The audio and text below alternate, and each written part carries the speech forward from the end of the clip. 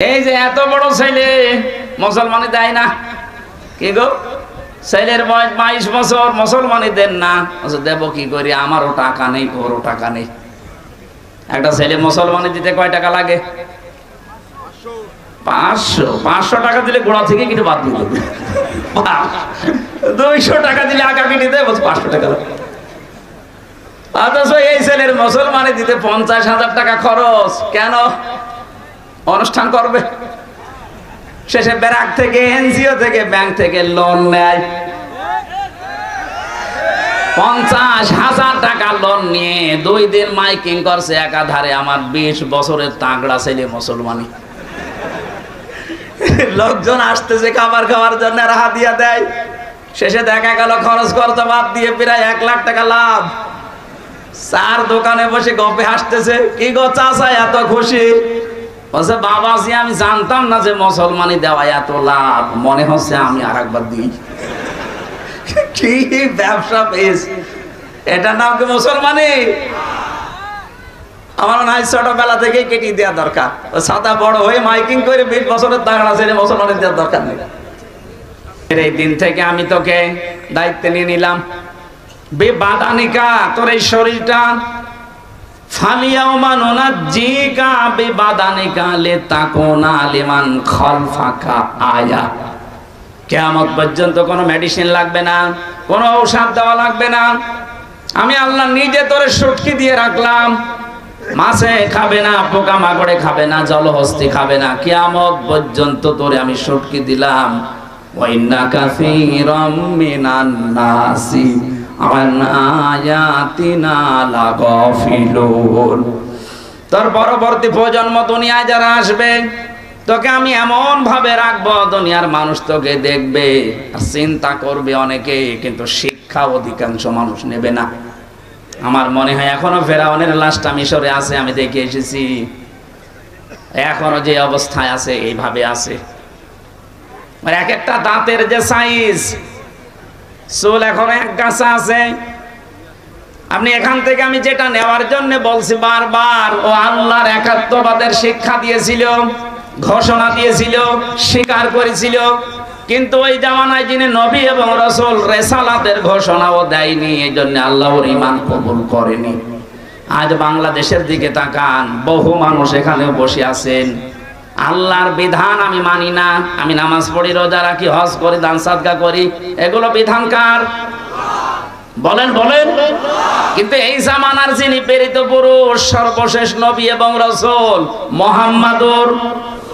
মুহাম্মাদুর, তার আদর্শের কথা বলতে গেলে, তার আদর্শে 63 বছরের 23 বছর তার নবুয়তের জিন্দেগি, 13 বছর তিনি মক্কায় মার খেয়েছিলেন। এইটা অনেকে শুনতে রাজি আছে। এমনকি 13 বছরের জীবনী শুনে অনেকে কান্নাকাটিও করে। কিন্তু বিশ্ব নবীর জীবনের আরো 10 বছর মদিনার জীবন, তিনি রাষ্ট্রপতি ছিলেন। এই কথা বলতে গেলে কিছু মানুষ বলে রাজনীতি। আপনি আল্লাহর ঘোষণা মেনে নিচ্ছেন, কিন্তু রাসূলুল্লাহর রিসালাত আপনি মানেন না, আপনার মরণ হবে ওই ফেরাউনের মতো। আর আমার তো মনে হচ্ছে বাংলাদেশে এই প্রকার মানুষ এখন দিন দিন বেড়ে যাচ্ছে। এখানেও আছে। এখন আপনার বিবেকে যা বলে তাই করে। ফেরাউন যদি শুধু আল্লাহর হুকুম মেনে, রিসালাত না মেনে, ও জাহান্নামী হয়ে যায়। আপনিও আল্লাহর হুকুম মানছেন, কিন্তু রাসূলুল্লাহর কথা মানতে গেলে আপনার নেতা বাদ দেওয়া লাগবে, আপনার আদর্শ বাদ দেওয়া লাগবে, আপনার অনেক কিছু দুনিয়ায় ছাড় দেওয়া লাগবে। কারণ আপনার মতো 2 হাতে কামায় নবীজি করেননি। অনেকে এলাকায় দেখলাম, শুনলাম, আসার পরে নাকি টাকা ছেড়ে রাখে, আর মাসে মাসে টাকা আসে। 1000 টাকা দিয়ে রাখে, 1000 টাকায় 1200 টাকা দেয়, 200 টাকা লাভ। নাকি এখনো শুরু হয়নি? হচ্ছে, আমি আসার পরে শুনেছি। এটা একটা মায়ের সাথে জেনা করার গুনাহ। আপনি এইরকম গুনাহ করে আপনি কোনোদিন আল্লাহর মন পাবেন বলে আপনার মনে হয়? যে আপনি মায়ের সাথে জেনা করে আসলেন, এখন বলছেন আমি নামাজ পড়ছি, হবে? সুতরাং এই গণায় যারা আছেন, একটু হাত তোলেন তো দেখি কারা টাকা ছেড়ে রাখেন। তাহলে কমিটির যে লোক এসে আমার কানে কানে বললো, এগুলি মিথ্যা কথা বললো না। তাহলে আপনারা হাত তুলছেন না, মানে আমি দেখতে চাই, দেখি হাত তোলেন। ক্যামেরা তো আমার দিকে, আপনাদের দিকে নেই। হাত তোলেন, হাত তোলেন।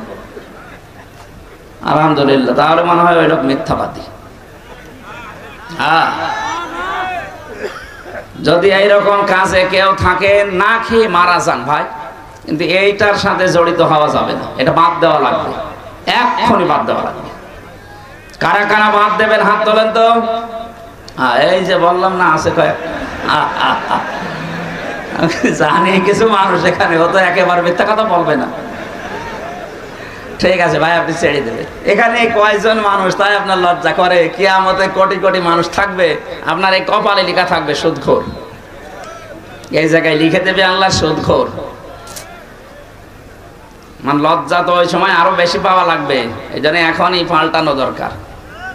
আপনার এই সুদের টাকা বাম হাতের ইনকাম দিয়ে যা করছেন, এইগুলো ভোগ করার জন্য আপনার মেয়ে, আপনার ছেলে, আপনার বউ দুই পায়ে খাড়া আছে। আপনি যা ইনকাম করবেন ওরা ভোগ করবে। এর দ্বারা যে মায়ের সাথে জেনা করার গুনাহ হয়ে গেল, এই গুনাহ আপনার বউ নেবে? জিজ্ঞাসা করেন, জীবনেও নেবে না। তা আপনি কার জন্য কি করলেন? এখন যদি চোখ বন্ধ হয়ে যায়, তাম দুনিয়া এসে আপনাকে জীবিত করতে পারবে না। এই জন্য আমরা যেন এরকম পাগলামি না করি। এ পাগলামি বাদ দেবো তো ইনশাল্লাহ। অত পাগল আমরা আর হব না। কার জন্য আমি পাগল হব? যার জন্য হব সেই তো আমার না।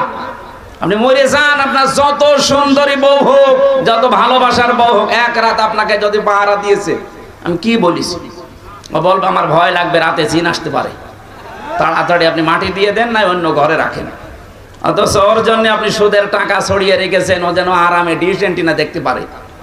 ধরে বলেন সুবহানাল্লাহ।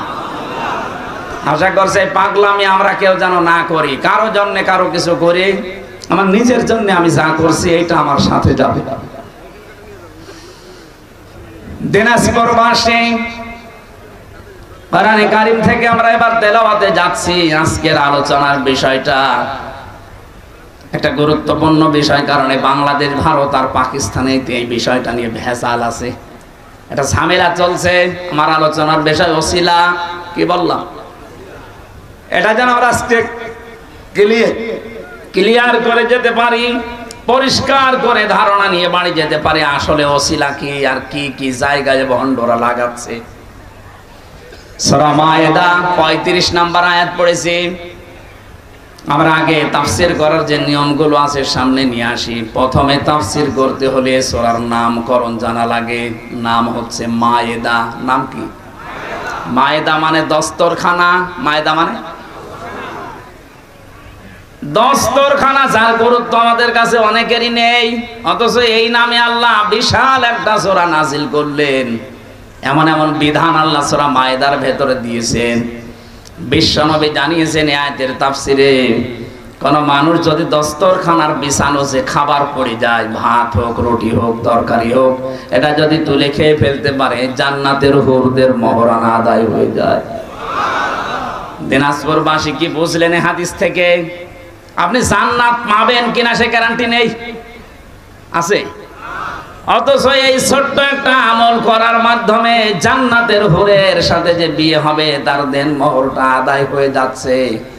আপনি বিশ্বাস করতে পারেন আপনি জান্নাতে যাবেন? তাহলে এই আমলটা ঝেলায় খেলায় আমরা নষ্ট না করি। গামছা হোক, চাদর হোক, যে কোনো একটা কাপড় হোক, এটা যেন বিছিয়ে নেই সামনে। এটা নবীজি নিজের জীবনে করে দেখিয়েছেন। বিশ্ব নবীর এই সুন্নাতটা মারা গেছে। এটা যদি আমরা চিন্তা করতে পারি, কিয়ামতের ময়দানে এই একটা সুন্নাতের কারণে 100 গলা কাটা শহীদের সওয়াব নিয়ে ওঠা যাবে। বিষয়টা তুচ্ছ মনে হয় আমাদের, ছোট মনে হয়, অথচ বিশাল বিষয়। আমি সহ যারা এখানে আছি প্রত্যেকে যেন এই বিষয়ের উপরে আমল আজকে থেকে করতে পারি। দুনিয়ায় একদিকে যাক, আমার নবীর সুন্নাত আমার কাছে একদিকে। তামাম দুনিয়াকে আল্লাহ দস্তরখানা বলে ঘোষণা দিয়েছেন। তামাম দুনিয়াটাই আল্লাহর কাছে দস্তরখানা। দস্তরখানায় মানুষ কি করে? খাবার বিছিয়ে খাবারের প্লেট তৈরি করে খায়। কথা বলে না কেন? তামাম দুনিয়াটাই খাবারের প্লেট আল্লাহ বানিয়ে দিয়েছেন। যেহেতু রাজ্জাক নাম নিয়েছেন, তিনি রিজিক দাতা। আপনি না খেয়ে মারা যাবেন না, কারণ আপনার চাইতে তিমি মাছের পেট ছোট না? ছোট? টন কে টন খাবার লাগে তার এক এক বেলায়। কমপক্ষে 3 বার করে তার খাবার খাওয়া লাগে, দিন রাত 24 ঘন্টা। একটা তিমি মাছের বিজ্ঞান জানিয়েছে 100টা আমির হামজা মিলে যা খাবার খেতে পারে তিমি মাছ এক বেলায় সে খাবার খায়। বলেন তো, এত বড় বিশাল দেহের তিমি মাছের পেট, এই পেটের খাবার যদি আল্লাহ জোগাড় করে দিতে পারে, হামজার 1.5 থেকে 200টা খাবার লাগে, এই খাবার আল্লাহ দিতে পারবে না? কোন কারণে খাদ্যে ভেজাল দেন? কোন কারণে সিন্ডিকেট করে আজ বাজারের দ্রব্য মূল্যের দাম বাড়িয়ে দেন? আজ বাংলাদেশে যারা সিন্ডিকেট করে খাবারের দাম বাড়িয়ে দিচ্ছেন, আপনি বিশ্বাস করেন আপনার ঈমান নষ্ট হয়ে গেছে? আপনি আল্লাহর কাছে বড় জালেম। মানুষকে কষ্ট দেওয়া, মানুষের সাথে জুলুম করার নামান্তর এটা। এই দিনাজপুর সহ বাংলাদেশের 64 জেলাতে যারা সিন্ডিকেট করে করে বিভিন্ন ব্যবহারিক জিনিসের দাম বাড়িয়ে দিচ্ছেন, আপনার নামের আগে আপনি লিখে নিতে পারেন জালেম অমুক আলী। এই দেশে অনেক বামপন্থী রাজনীতি করতো অনেকে, এখন অনেকে বন্ধ করে দিয়েছে। তারা বলতো আমরা বামপন্থী, বুক ফুলিয়ে যারা বলতো আমরা বামপন্থী। আমার কুষ্টিয়া একজন ছিল ইনু, বুক ফুলিয়ে বলতো আমি বামপন্থী রাজনীতি করি। দুনিয়ায় যত কিছু আপনি দেখবেন বাম হাত দিয়ে করা হয়, ওটা ভালো কাজ না। বলে না কেন? কোরআনে কারিমে আল্লাহ জানিয়েছেন ওয়াসহাবুল ইয়ামিন মা আসহাবুল ইয়ামিন ওয়াসহাবুশ শিমালি মা আসহাবুশ শিমাল। ডানপন্থী দুনিয়া যারা আছে এরা জান্নাতি, বামপন্থী যারা আছে এরা জাহান্নামী। বাংলাদেশে যারা এই কথা মুসলমান দাবি করার পরও বলেন যে আমি বামপন্থী, আপনি সরাসরি বলতে পারেন না যে আমি জাহান্নামী, কারণ বামপন্থী যারা তারা জাহান্নামী। এই কথা বলছেন কেন?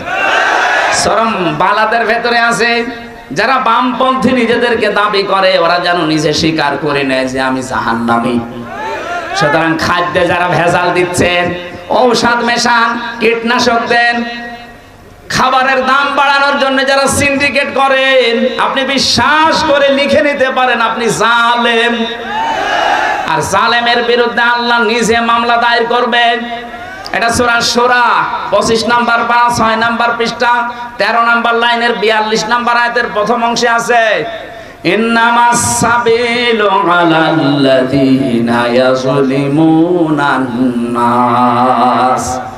অবশ্যই আমি আল্লাহ মামলা দায়ের করব এই পৃথিবীর ওই মানুষটার বিরুদ্ধে যারা মানুষ হয়ে মানুষের উপরে জুলুম করেছে। এই জন্য সিন্ডিকেট করছেন যারা, আজকে থামবেন। আপনি কার জন্য এই বাম হাতের ইনকাম করে রেখে যেতে চান? রিস্কের দায়িত্ব আমার আল্লাহর। হ্যাঁ, সিন্ডিকেট করে মানুষকে কষ্ট দেওয়া যাবে, কিছু মুনাফা বেশি পাওয়া যাবে। রিস্কের দায়িত্ব যেহেতু আল্লাহর, কাউকে আল্লাহ না খাওয়িয়ে মারবে না। কিন্তু মাঝখান থেকে আপনি জালেম হয়ে গেলেন। কথা বলেন না কেন? দেশটাকে আজ অস্থিতিশীল করার জন্য অনেকে চেষ্টা চালাচ্ছে। যারা পালিয়ে গেছে ওরা কিন্তু বসে নেই, ওরা বিভিন্ন সোর্সে এই কাজগুলো করাচ্ছে এই ব্যবসায়ীদেরকে দিয়ে। জনগণ কিন্তু ধরে ফেলেছে অলরেডি। এখনো যারা সিন্ডিকেটের মাধ্যমে এই মানুষকে কষ্ট দিয়ে দ্রব্যমূল্যের দাম বাড়িয়ে দিচ্ছেন, এদেরকে জনগণ যদি পায় রাস্তায় জোটা পিটা করা দরকার।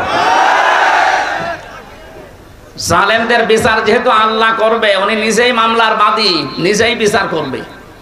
ভয়ঙ্কর অবস্থা হবে আপনার। আশা করছে এটা ছেড়ে দেবেন। মায়েদা দিয়ে আল্লাহ আমাদেরকে এই বোঝটা দিতে চেয়েছেন। তামাম দুনিয়া দস্তরখানা, খাবারের প্লেট, তোর অসুবিধা নেই। তোকে দুনিয়ায় পাঠানোর 50,000 বছর আগে আমি লিখে দিয়েছি তুই কোথায় কি খাবে, কোথায় সে মরবি। সুতরাং যেটার গ্যারান্টি আমার আল্লাহর হাতে নিয়েছে ওইটা নিয়ে আমাদের চিন্তা বেশি। অথচ যেটার গ্যারান্টি আল্লাহ দেয়নি, যে মরণের পরে তোর সাথে কি আচরণ করবো, এটা কিন্তু আমি জানি না। জানি তোর আমল দেখে আমি করব, সেটার বেলায় আমাদের খবর নেই। সেই কথাগুলো আজকে আল্লাহ আমাদেরকে জানাবেন। রব্বুল আলামিন বলেন ইয়া আইয়ুহাল্লাযীনা আমানু, ও হে যারা ঈমানের দাবি করো, তাদেরকে বলছে।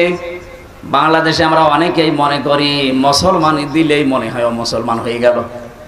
কি আরে ভাই, এখন অনেক হিন্দু পর্যন্ত রোগ থেকে বাঁচার জন্য আঁকা কেটে ফেলছে।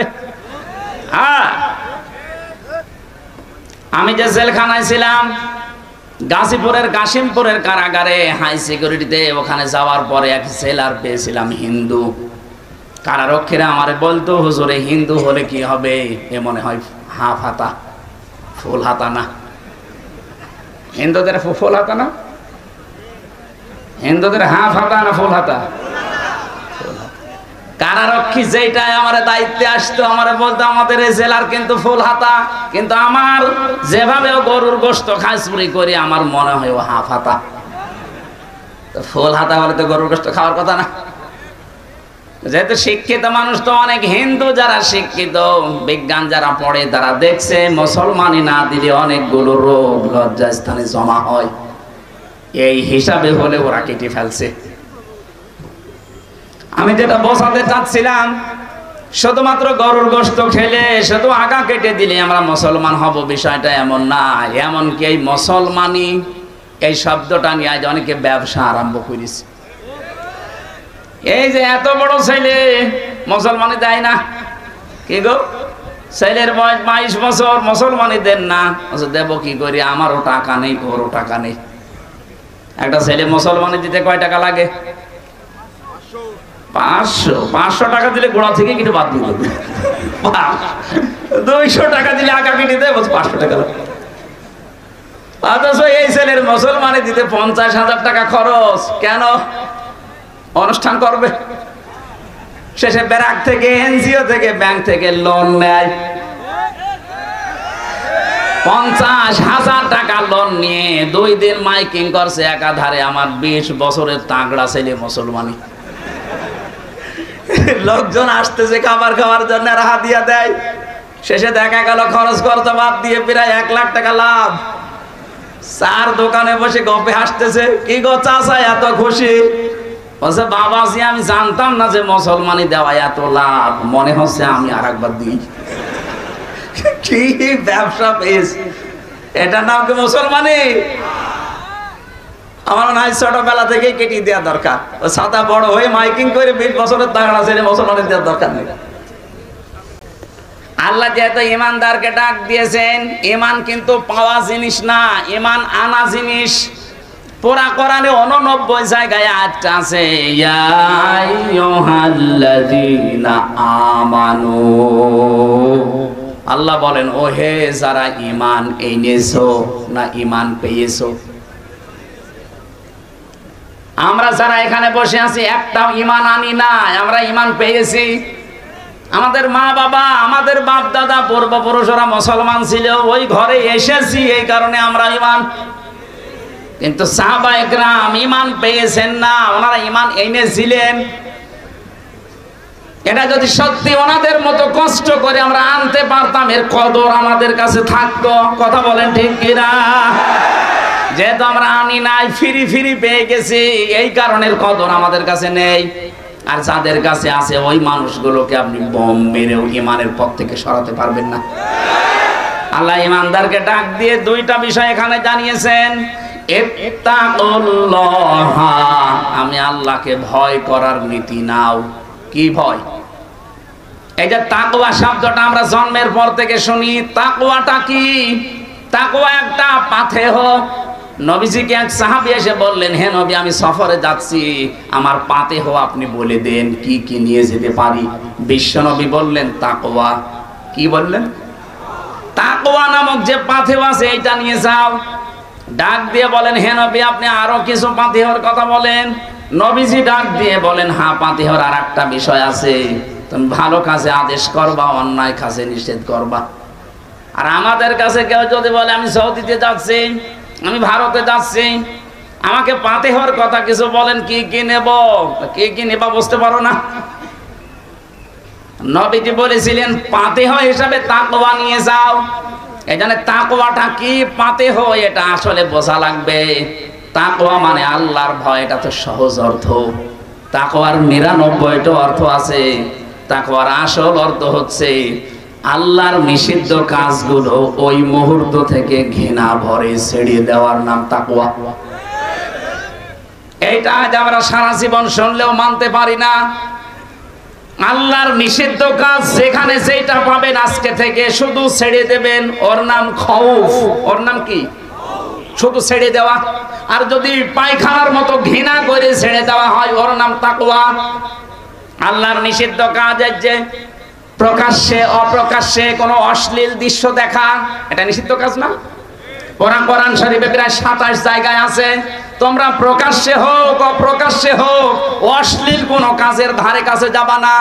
সুতরাং আজ ইন্টারনেটের মাধ্যমে, এই মোবাইলের মাধ্যমে, ফ্যাক্সের মাধ্যমে, কম্পিউটারের মাধ্যমে, আকাশ সংস্কৃতির মাধ্যমে পিন আপ করা পত্রিকা দিয়ে যারা এমন ওলট পালট কাজে আছেন যেটা নিজে নিজে দেখলে ভালো লাগে আর অন্য কেউ দেখলে লজ্জা লাগে, এরকম দৃশ্য নেই?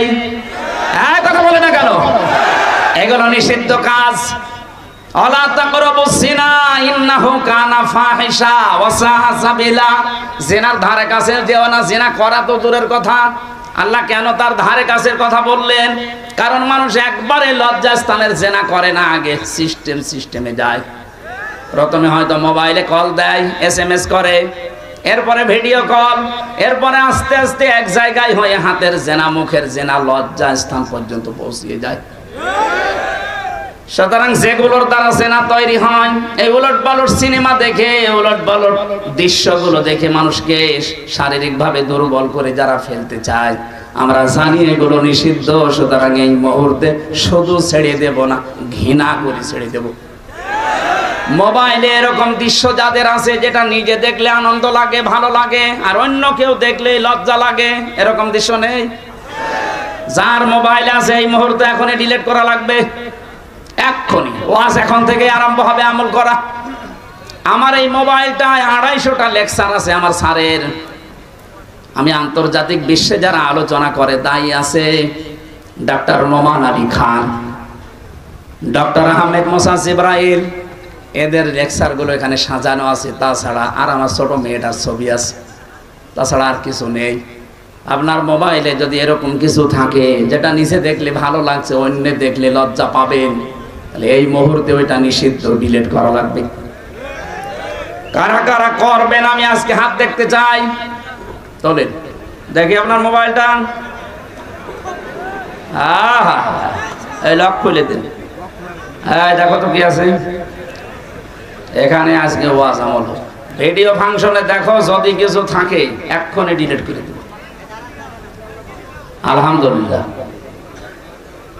আমরা আল্লাহর ওলি খোঁজার জন্য চরমনায় যাই, আল্লাহর ওলির জন্য চট্টগ্রামে যাই, সিলেটে যাই, এরকম বুকের সৎ সাহস নাকি আগেই ডিলিট করে দিয়েছে। ঠিক আছে, এটা একটা আল্লাহর জিন্দা ওলি। আপনি ওলি খোঁজার জন্য চলে যাচ্ছেন, যার চরিত্র নেই, তার কিচ্ছু নেই। এই কথা বলে না কেন?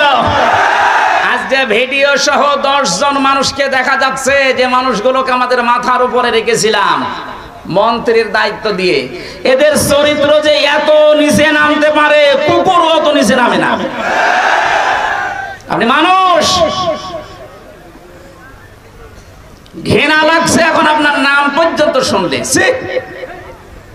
আর ওরাই আমার রিমান্ডে আল্লামা সাইদি এবং যুবতী মেহেরের কণ্ঠ এডিটিং করে শুনিয়ে আমারে বলতো, দেখ আপনার মাওলানা কি অবস্থা দেখ, অথচ ওদের চরিত্র আল্লাহ সব আজ ফাঁস করে দিচ্ছে।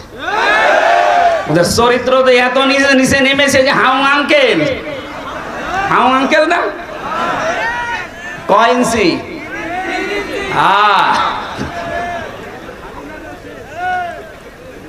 আজকের বক্তাও তো হাউ আঙ্কেল।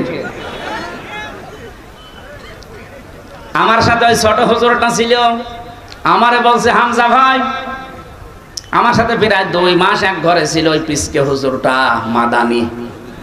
বলছে হুজুর ভাই আমারে নিয়ে গেল রাত 12:30টার সময় এই হাতির ঝিলে, 2 দিকে রাস্তা ব্লক করে দিয়ে আমার শরীরে পোড়াটা উলঙ্গ করিস, একেবারে এক চুলো কাপড় আমার শরীরে নেই। যদিও আমি খাটো, কিন্তু আমার বয়স তো আছে 27 বছর ওই সময়, ওর এখন 30 বছর। আমার বয়স 27, আপনি ভাবেন তো। আমারে পোড়া উলঙ্গ করেছে। এরপরে একটা শার্ট নিয়ে এসেছে পুরুষের, একটা ছেঁড়া তালি দেওয়া একটা পায়জামা দিয়েছে আমারে, প্যান্ট। এরপরে একটা সিগারেট ধরি আমার হাতে দিয়েছে, কারণ চারিদিকে অস্ত্র, বাধ্য হয়ে নেওয়া লাগছে।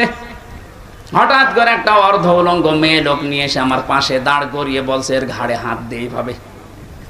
হাত আমি দিতে চাচ্ছিলাম না, জোর করে আমার হাত লাগিয়ে ছবি তুলতেছে।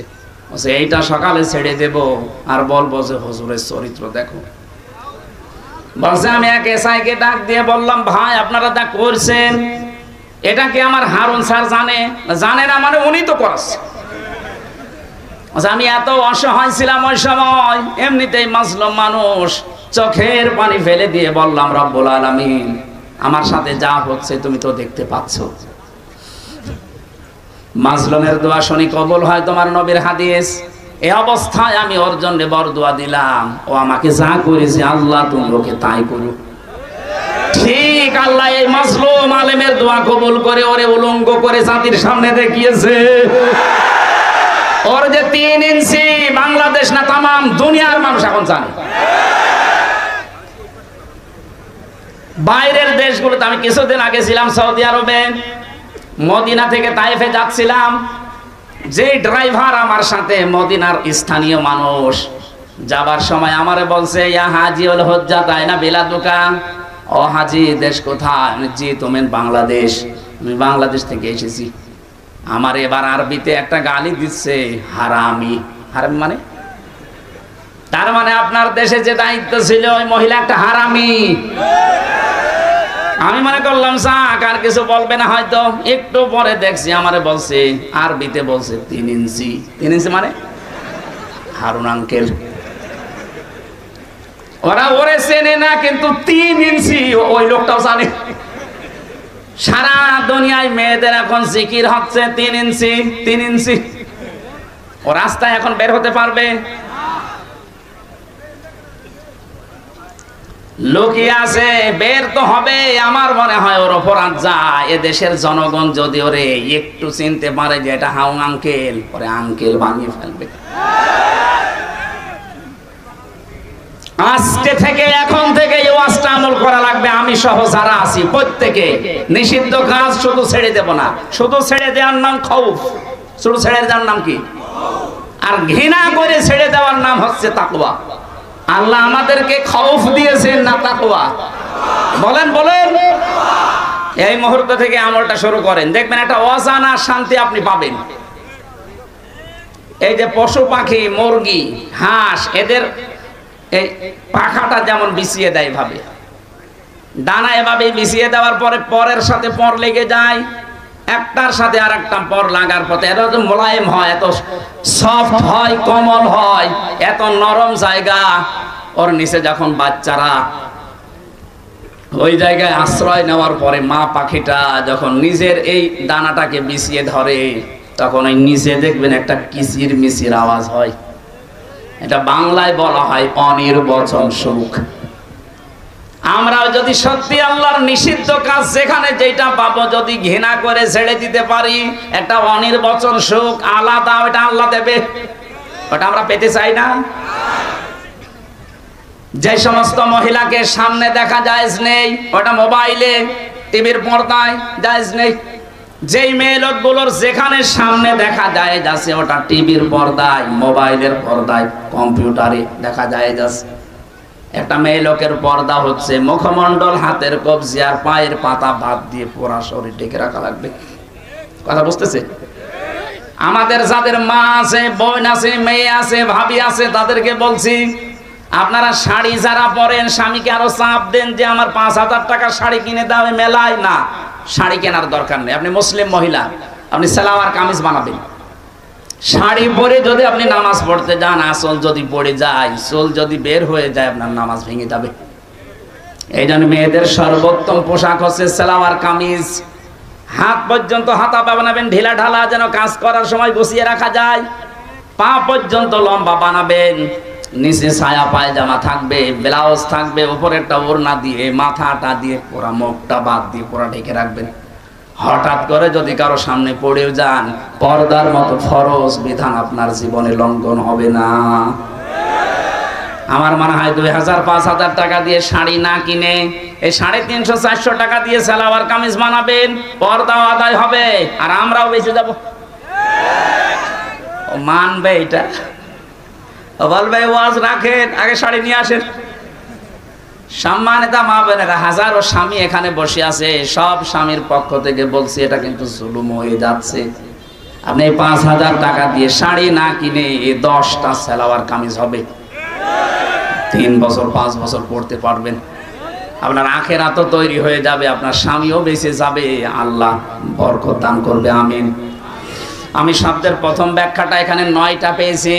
কোন মানুষ যদি সত্যি তাকওয়া অবলম্বন করতে পারে, নবীজি যে বললেন তাকওয়ার পাতিহ নিয়ে যাও, তার মানে আপনাকে বুদ্ধিমত্তা নিয়ে চলা লাগবে। আজ এটা সবচাইতে বেশি প্রয়োজন বাংলাদেশে। যে ষড়যন্ত্র আরম্ভ হয়েছে, এখানে বুদ্ধিমত্তা ছাড়া টিকে থাকা সম্ভব না। ওই আলা ভোলা হয়ে থাকলে আপনি নিজেই হারিয়ে যাবেন। কথা বুঝতেছেন? বুদ্ধিমত্তা লাগবে। তাকওয়ার অর্থ হচ্ছে বুদ্ধিমত্তা, চারিদিকে খেয়াল করে চলা। আপনি দেশের কোনো খবর রাখেন না, পরিবারের কোনো খবর নেই, সমাজের কোনো খবর নেই, আপনার এলাকার কোনো খবরও জানেন না, না আপনার মতো পাগল দিয়ে আল্লাহর দরকার নেই। আপনার এমনিতেই পাপ নাই রেখে আসা লাগবে।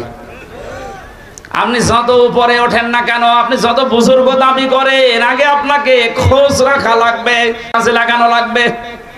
যারা তাদের এই আকল, এই বুদ্ধিকে কাজে লাগায় না, এই মানুষগুলো জাহান্নামী। সূরা মুলকের 10 নম্বর আয়াতে আছে, আকালু লাউ কুন্না নাসমাউ আও নাকিলু মা কুন্না ফি আসহাবিস সাঈর।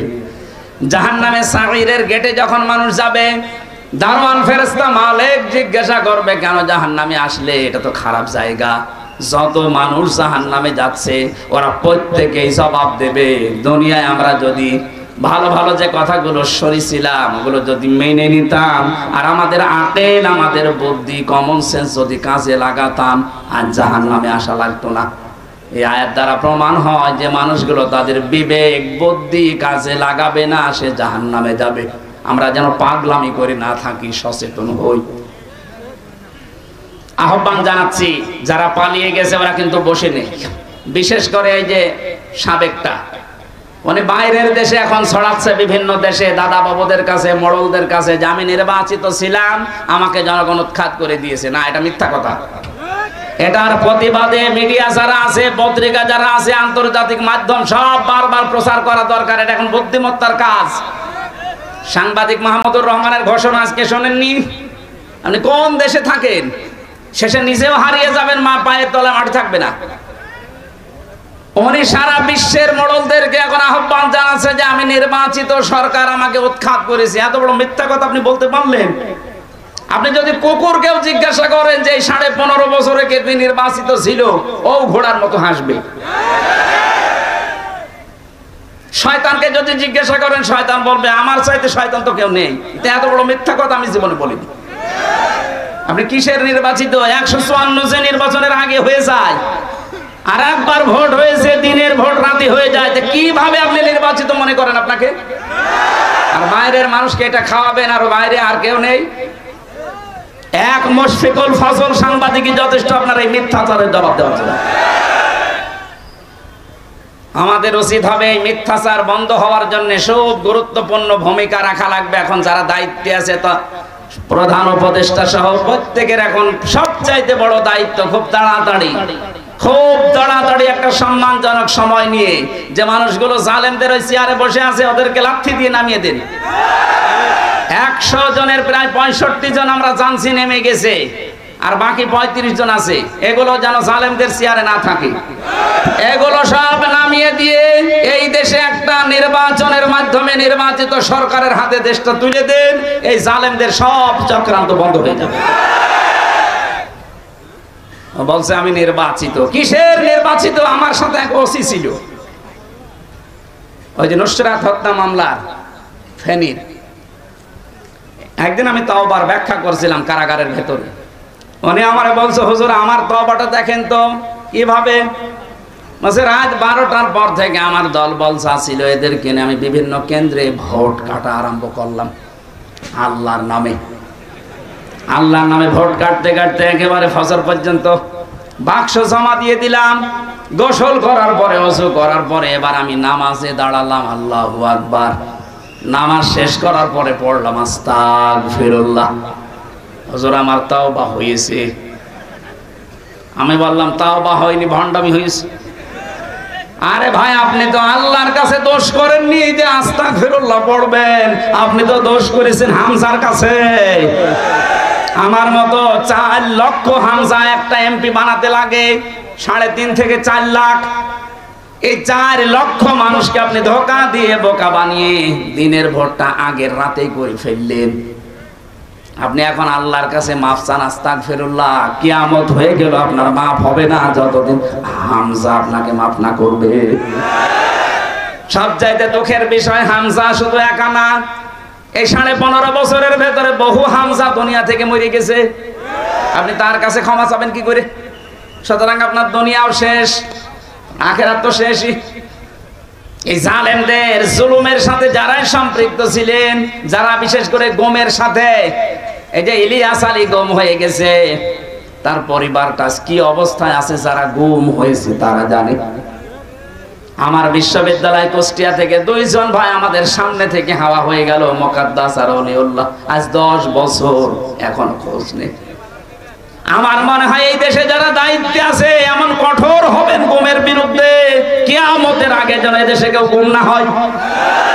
এটা মানবতার সাথে যে কত বড় উপহাস। যার ছেলে গুম হয়, বাবা গুম হয়, সে বুঝতে পারে। আপনি তো টের পাচ্ছেন না, আপনার তো কেউ গুম হয়নি। বিশেষ করে যারা আয়না ঘরের সাথে জড়িত, এই মানুষগুলোকে আল্লাহ মাফ করবে কি কায়দায় আমার তো বুঝে আসে না।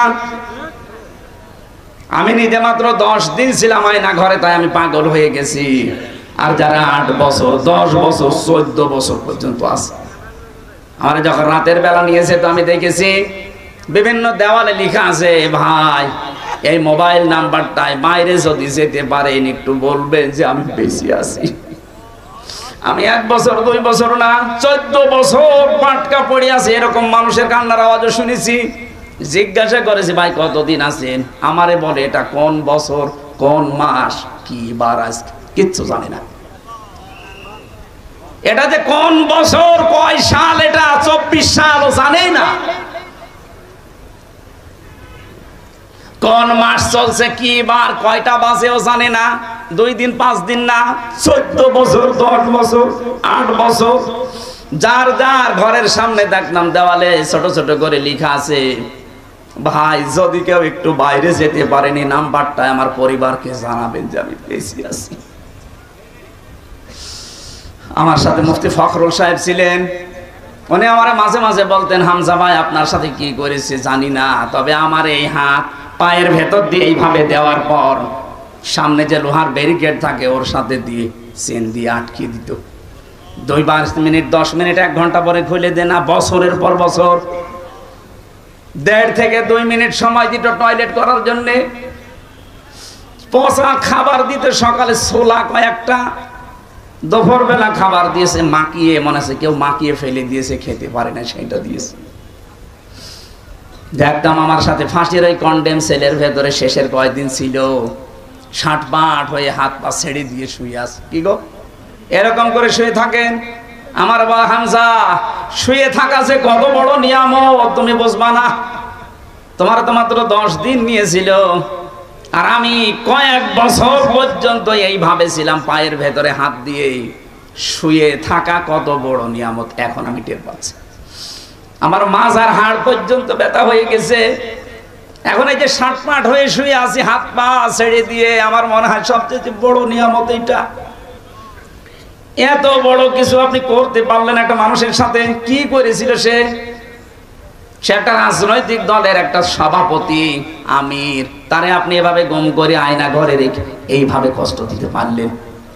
আমার মাঝে মাঝে মনে হতো, আল্লাহ, যারা আমাদের দায়িত্বটা পালন করে এরা এখান থেকে বাড়ি যাওয়ার পরে ঘুমায় কি করে? হয় লাল পানি খায়, নাই ঔষধ খায়, কোনো বড়ি খায়, ঘুমের, তাছাড়া ঘুম আসার কথা না। এখানে যারা ঘুমের সাথে জড়িত, খুনের সাথে জড়িত, বিশেষ করে আয়না ঘরের সাথে, এদের জীবনেও মাফ হবে না যতদিন পর্যন্ত ওদের ওই মানুষগুলো মাফ না করবে। আর আমি জানি এই দেশের 18 কোটি মানুষও যদি এই আয়না ঘরের সাথে যারা জড়িত এদের মাফ করে দেয়, ব্যারিস্টার আরমানের বউ জীবনও মাফ করবে না। 10 বছর 8 বছর সে স্বামী ছাড়া কিছু জানেই না যে বেঁচে আছে কিনা। প্রশ্ন আসতে পারে বিদেশে যে থাকে, বিদেশে যে থাকে কিন্তু জানে যে স্বামী আছে, আর এমন জায়গায় আছে ও তো জানে না যে মরে গেছে না বেঁচে আছে। এক একটা দিন কত কষ্ট করে এই গম হাওয়া আয়না ঘরে থাকা মানুষের আত্মীয় স্বজনের কেটেছে, আপনি বুঝবেন না, আপনার তো হয়নি। আমার বাবা মা, আমি একা সন্তান, মাত্র 10 দিনে তারাও আমার মতো হাফ পাগল হয়ে গিয়েছিল। 3টা বছর যদি আমি ফাঁসির কন্ডেম ছেড়েছিলাম, তারপরেও তো অন্তত 3 মাস 6 মাস পর একটু যোগাযোগ করতে পারতাম। আর ব্যারিস্টার আরমান সাহেব 8 বছর উনি জানেই না যে বাংলার পৃথিবী আছে কিনা, অথচ মাথার উপর দিয়ে গাড়ি ঘোড়া চলছে। ওই ডিবি অফিসে মাটির নিচে যে ঘর আছে ওটা ভেঙে দেওয়া দরকার। কয়েকদিন আগে ডিবির যে অফিসার ঘোষণা দিয়েছে মাটির নিচে এখানে আয়না ঘর থাকবে না, ভাতের হোটেল থাকবে না, কাউকে যদি ধরা হয় তাকে তাড়াতাড়ি তার পরিবারকে জানানো হবে, এইটাই দরকার। তাছাড়া এত কঠিন অবস্থায় দিন কাটা সম্ভব না, বিশেষ করে গুম আর আয়না ঘর, এটা যেন পৃথিবী থেকে নিশ্চিহ্ন হয়ে যায়। দিনাজপুরবাসী, আমি যাই করি না কেন আল্লাহর দরবারে আমার কোনো পজিশন আছে কিনা, আমার একটা মর্যাদা, এরকম একটা চেয়ার আছে কিনা যেখানে আল্লাহর সামনে আমি দাঁড়াতে পারবো। আজ প্রধান উপদেষ্টা ডক্টর মোহাম্মদ ইউনূসের আশপাশে যারা আছে, ওনার কথার যে মূল্য উনি দেবে, এই দিনাজপুর থেকে আমি হামজা কথা বললো ওই মূল্য দেবে। ওনার কাছে যে চেয়ারটা আছে, চেয়ারের একটা মূল্য আছে।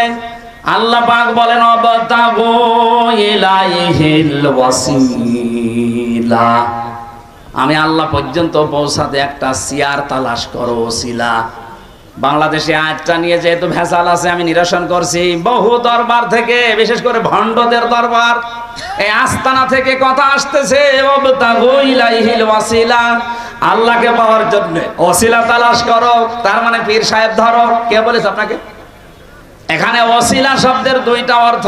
1 নাম্বার ওসিলা মানে নেক কাজ, 2 নাম্বারে ওসিলা মানে নবীর সম্মান।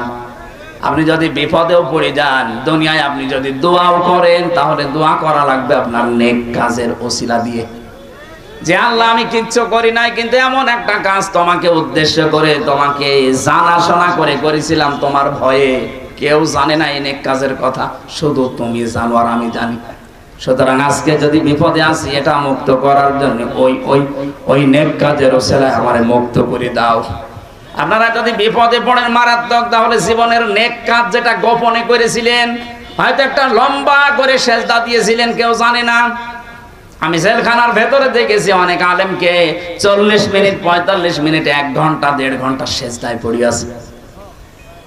মাওলানা মামুনুল হককে পেয়েছিলাম, আমিরে জামাত ডাক্তার শফিকুর রহমানকে পেয়েছিলাম। এ মানুষগুলোর এক একটা সেজদা চলে যেত 40 মিনিট 45 মিনিট। সুবহান রাব্বিয়াল আলা, এটা 3 বার বলতে 1 মিনিটও লাগে না। 1.5 ঘন্টা সময় কি করছে? নফল নামাজে, মাসলাটা জেনে রাখবেন, নফল নামাজে নফল সেজদায় যে আপনি মাতৃভাষায় বাংলাতেও যদি বলেন, ওটা তাড়াতাড়ি কবুল হয়। এই জন্য আপনি লম্বা করে সেজদা দেবেন, যেটা আপনি আর আল্লাহ ছাড়া কেউ জানে না। বিপদে পড়লে ওই নেক কাজের ওসিলা দিয়ে বলবেন, আল্লাহ ওই ওসিলায় আমার আজকে বাঁচাও। আর ওসিলা শব্দের অর্থ আমরা বানিয়েছি বিভিন্ন দরবার থেকে। পীর সাহেব ধরো, এটা আল্লাহর ওলি, এর কাছে ওসিলা ধরো, এটা হচ্ছে মুশরিকদের কাজ। লিয়াকাররিবুনা ইলাল্লাহি যুলফা, সূরা জুমারের 2 নম্বর আয়াতে আছে। আল্লাহ পাক বলেন, হে নবী, এই মুশরিকদেরকে যদি জিজ্ঞাসা করেন যে পূজা করো কেন, ওরা বলবেন না, এই দেবতার পূজা আমরা করি না, এদেরকে আমরা এই হাত জোড় করি, মাথা নিচু করি এই জন্যে, কারণ এদের মাধ্যমে আমরা আল্লাহর কাছে পৌঁছাতে চাই। এই ধারণাটা মুশরিকদের, ওইটা এখন বাংলাদেশে মুসলমানদের ভেতরে ঢুকেছে। এজন্য আল্লাহর কাছে আপনি চাইবেন সরাসরি, কোনো মাধ্যম লাগবে না, কোনো ভায়া লাগবে না, কোনো দালাল লাগবে না। এক কথা বলেন না কেন? এই দালালি করে করে অনেকে ব্যবসা প্রতিষ্ঠান খুলে খাচ্ছে, মাঝখান থেকে আপনার কথা আল্লাহর কাছে পৌঁছায় না। কোন কারণে? পীরের মাধ্যমে পৌঁছাতে হবে। আপনি সরাসরি বলতে পারেন না। আল্লাহ আপনাকেও যেমন বানিয়েছে, ওই পীরকেও বানিয়েছে। এক কথা বলেন না কেন? এই জন্য সরাসরি আপনি চাইবেন আল্লাহর কাছে। অনেকে মনে করে আমার দাড়ি নেই, আমি কি করে চাবো? আরে ভাই, দাড়ি কি? আপনি তো আল্লাহর বান্দা, আফসোস করবেন যে দাড়িটা রাখতে পারি না, সামনে আমি রাখবো। আর অনুশোচনা নিয়ে অনুতপ্ত হয়ে জীবনে যখন সেজদা দিয়ে চোখের পানি ফেলে কাঁদবেন, দেখবেন আল্লাহ পাক একটা অজানা শান্তি দিচ্ছে, টাকা দিয়ে কিনতে পাওয়া যায় না। ওসিলা শব্দের দ্বিতীয় অর্থ হচ্ছে নবীজির সম্মান। আযান দেওয়ার পরে একটা দোয়া পড়া হয় না, আবতাগু ইলাইহিল, কি বলা হয়? ওসিলা বলা হয়, হে আল্লাহ তুমি নবীর সম্মানকে আরো বাড়িয়ে দাও। আরশের পাশে একটা জায়গা থাকবে, ওখানে নবীজি 50,000 বছর একটা সেজদা দেবেন। এত লম্বা সেজদা দুনিয়াতে তিনি কেউ দেয়নি, কেউ দিতেও পারবে না। শেষে আল্লাহ বলবেন, দোস্ত বন্ধু মাথা ওঠাও, আজকে যার পক্ষে কথা বলবা তারে মাফ করে দেব। এই জন্য ওসিলা মানে যে ভুল ভাল বোঝায় আমাদেরকে, আমরা সতর্ক থাকবো। ওসিলার 1 নাম্বার অর্থ নেক কাজ, 2 নাম্বার অর্থ নবীর সম্মান, এর বাইরে কোনো ওসিলার অর্থ নেই। যারা বলবে পীর সাহেব বানিয়েছে ওরা নিজেদের স্বার্থে। আল্লাহ রাব্বুল আলামিন বলেন, পৃথিবীতে যত ওসিলা হতে পারে, যত রহমানের ঘোষণা আজকে শোনেননি? আপনি কোন দেশে থাকেন, শেষে নিজেও হারিয়ে যাবেন, মা পায়ের তলায় মাটি থাকবে না। উনি সারা বিশ্বের মোড়লদেরকে এখন আহ্বান জানাচ্ছে যে আমি নির্বাচিত সরকার আমাকে উৎখাত করেছে। এত বড় মিথ্যা কথা আপনি বলতে পারলেন? আপনি যদি কুকুরকেও জিজ্ঞাসা করেন যে 15.5 বছরে কে নির্বাচিত ছিল, ও ঘোড়ার মতো হাসবে। শয়তানকে যদি জিজ্ঞাসা করেন, শয়তান বলবে আমার চাইতে শয়তান তো কেউ নেই। এত বড় মিথ্যা কথা আমি জীবনে বলিনি। আপনি কিসের নির্বাচিত? 154 যে নির্বাচনের আগে হয়ে যায়, আর একবার ভোট হয়েছে, দিনের ভোট রাতে হয়ে যায়, কিভাবে আপনি নির্বাচিত মনে করেন আপনাকে? আর বাইরের মানুষকে এটা খাওয়াবেন, আর বাইরে আর কেউ নেই। এক মুশফিকুল ফজল সাংবাদিকই যথেষ্ট আপনার এই মিথ্যাচারের জবাব দেওয়ার জন্য। আমাদের উচিত হবে এই মিথ্যাচার বন্ধ হওয়ার জন্য খুব গুরুত্বপূর্ণ ভূমিকা রাখা লাগবে। এখন যারা দায়িত্বে আছে, তো প্রধান উপদেষ্টা সহ প্রত্যেকের এখন সবচাইতে বড় দায়িত্ব খুব তাড়াতাড়ি একটা সম্মানজনক সময় নিয়ে যে মানুষগুলো জালেমদের ওই চেয়ারে বসে আছে ওদেরকে লাথি দিয়ে নামিয়ে দিন। 100 জনের প্রায় 65 জন আমরা জানছি নেমে গেছে, আর বাকি 35 জন আছে। এগুলো যেন জালেমদের চেয়ারে না থাকে, এগুলো সব নামিয়ে দিয়ে এই দেশে একটা নির্বাচনের মাধ্যমে নির্বাচিত সরকারের হাতে দেশটা তুলে দেন। এই জালেমদের সব চক্রান্ত বন্ধ হয়ে যাবে। বলছে আমি নির্বাচিত, কিসের নির্বাচিত? আমার সাথে এক ওসি ছিল, ওই যে নুসরাত হত্যা মামলার ফেনীর। একদিন আমি তওবার ব্যাখ্যা করছিলাম কারাগারের ভেতরে। উনি আমারে বলছে, হুজুর আমার তওবাটা দেখেন তো কিভাবে। বলছে রাত 12টার পর থেকে আমার দল বলসা ছিল, এদেরকে নিয়ে আমি বিভিন্ন কেন্দ্রে ভোট কাটা আরম্ভ করলাম আল্লাহর নামে। আল্লাহর নামে ভোট কাটতে কাটতে একেবারে ফজর পর্যন্ত বাক্স জমা দিয়ে দিলাম। গোসল করার পরে, ওযু করার পরে এবার আমি নামাজে দাঁড়ালাম, আল্লাহু আকবার। নামাজ শেষ করার পরে পড়লাম আস্তাগফিরুল্লাহ। হুজুর আমার তাওবা হয়েছে। আমি বললাম তাওবা হয়নি, ভণ্ডামি হয়েছে। আরে ভাই, আপনি তো আল্লাহর কাছে দোষ করেননি যে আস্তাগফিরুল্লাহ পড়বেন, আপনি তো দোষ করেছেন হামজার কাছে। আমার মতো 4 লক্ষ হামজা একটা এমপি বানাতে লাগে 3.5 থেকে 4 লাখ। এই 4 লক্ষ মানুষকে আপনি ধোঁকা দিয়ে বোকা বানিয়ে দিনের ভোটটা আগের রাতেই করে ফেললেন। আপনি এখন আল্লাহর কাছে মাফ চান, আস্তাগফিরুল্লাহ। কিয়ামত হয়ে গেল, আপনার মাফ হবে না যতদিন হামজা আপনাকে মাফ না করবে। সবচাইতে দুঃখের বিষয়, হামজা শুধু একা না, এই 15.5 বছরের ভেতরে বহু হামজা দুনিয়া থেকে মরে গেছে। আপনি তার কাছে ক্ষমা চাবেন কি করে? সুতরাং আপনার দুনিয়াও শেষ, আখিরাত তো শেষই। এই জালেমদের জুলুমের সাথে যারাই সম্পৃক্ত ছিলেন, যারা বিশেষ করে গমের সাথে, এই যে ইলিয়াস আলী গুম হয়ে গেছে, তার পরিবারটা কি অবস্থায় আছে যারা গুম হয়েছে তারা জানে। আমার বিশ্ববিদ্যালয় কুষ্টিয়া থেকে 2 জন ভাই আমাদের সামনে থেকে হাওয়া হয়ে গেল, মুকাদ্দাস আর অলিউল্লাহ। আজ 10 বছর এখন খোঁজ নেই। আমার মনে হয় এই দেশে যারা দায়িত্বে আছে এমন কঠোর হবেন গুমের বিরুদ্ধে, কিয়ামতের আগে যেন এই দেশে কেউ গুম না হয়। এটা মানবতার সাথে যে কত বড় উপহাস। যার ছেলে গুম হয়, বাবা গুম হয়, সে বুঝতে পারে। আপনি তো টের পাচ্ছেন না, আপনার তো কেউ গুম হয়নি। বিশেষ করে যারা আয়না ঘরের সাথে জড়িত, এ মানুষগুলোকে আল্লাহ মাফ করবে কি কায়দায় আমার তো বুঝে আসে না। আমি নিজে মাত্র 10 দিন ছিলাম আয়না ঘরে, তাই আমি পাগল হয়ে গেছি। আর যারা 8 বছর, 10 বছর, 14 বছর পর্যন্ত আছে, আমার যখন রাতের বেলা নিয়েছে তো আমি দেখেছি বিভিন্ন দেওয়ালে লেখা আছে, ভাই এই মোবাইল নাম্বারটায় বাইরে যদি যেতে পারেন একটু বলবেন যে আমি বেশি আছি। আমি 1 বছর 2 বছর না, 14 বছর পাটকা পড়ে আছে। এরকম মানুষের কান্নার আওয়াজও শুনেছি।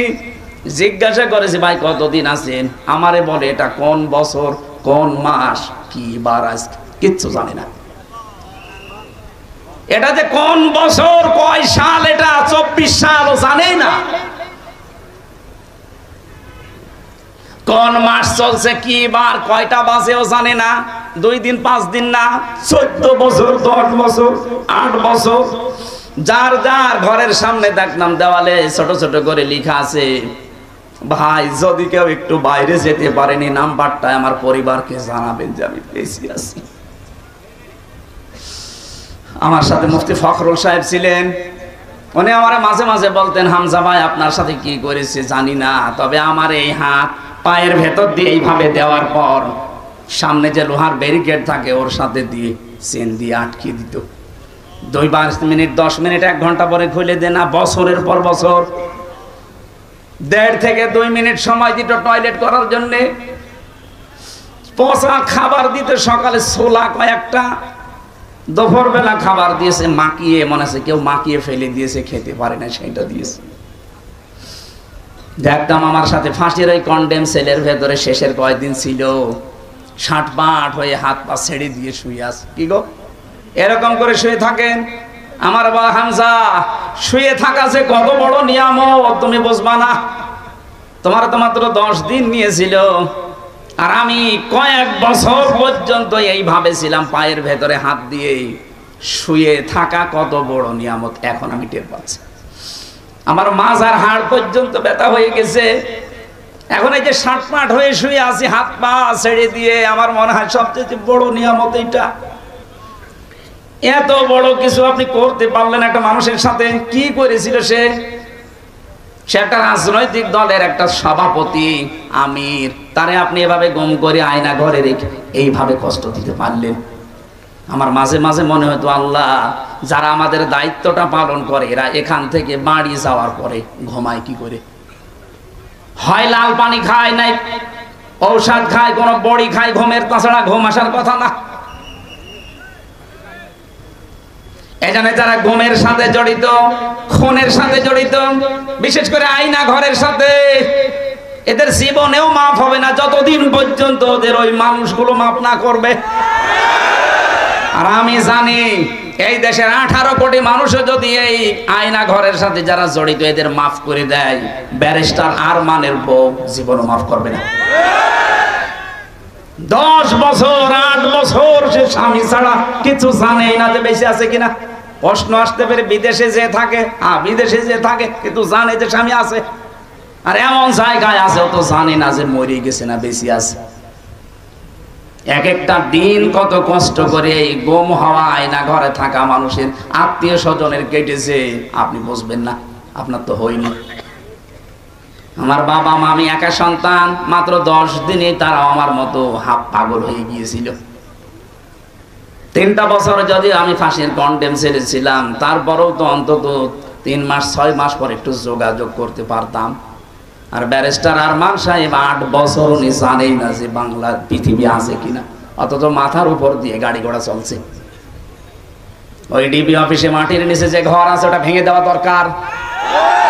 কয়েকদিন আগে ডিবির যে অফিসার ঘোষণা দিয়েছে, মাটির নিচে এখানে আয়না ঘর থাকবে না, ভাতের হোটেল থাকবে না, কাউকে যদি ধরা হয় তাকে তাড়াতাড়ি তার পরিবারকে জানানো হবে, এটাই দরকার। তাছাড়া এত কঠিন অবস্থায় দিন কাটা সম্ভব না, বিশেষ করে গুম আর আয়না ঘর, এটা যেন পৃথিবী থেকে নিশ্চিহ্ন হয়ে যায়। দিনাজপুরবাসী, আমি যাই করি না কেন আল্লাহর দরবারে আমার কোনো পজিশন আছে কিনা, আমার একটা মর্যাদা এরকম একটা চেয়ার আছে কিনা যেখানে আল্লাহর সামনে আমি দাঁড়াতে পারবো। আজ প্রধান উপদেষ্টা ডক্টর মোহাম্মদ ইউনূসের আশপাশে যারা আছে ওনার কথার যে মূল্য উনি দেবে, এই দিনাজপুর থেকে আমি হামজা কথা বললো ওই মূল্য দেবে। ওনার কাছে যে চেয়ারটা আছে চেয়ারের একটা মূল্য আছে। আল্লাহ পাক বলেন অবতাগু ইলাইহিল ওয়াসিলা, আমি আল্লাহ পর্যন্ত পৌঁছাতে একটা চেয়ার তালাশ করো ওসিলা।